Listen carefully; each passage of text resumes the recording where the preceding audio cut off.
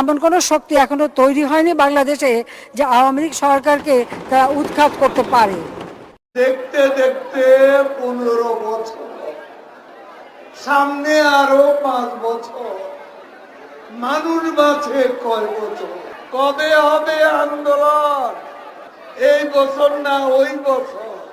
রোজার পর না কোরবানির পর? অবশেষে বৈষম্য বিরোধী ছাত্রদের অসহযোগ আন্দোলনের তোপে পদত্যাগ করে দেশ ছাড়তে বাধ্য হলেন শেখ হাসিনা। বেলা 2:30 নাগাদ সামরিক হেলিকপ্টার 7682 নিয়ে সপরিবারে গণভবন থেকে বেরিয়ে যান।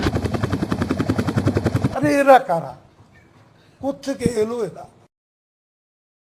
আব্বা, আমি আর পারলাম না, ওরা আমায় ছাড়লো না, ওরা আমায় দেশ থেকে তাড়িয়ে দিল। তুমি রিয়েলিটি মানে নাও, এদিক চিন্তা ভাবনা না করে নিজের মানুষকে বাঁচাও, কারণ আমি জানি 12টা তোমার বেজে গেছে।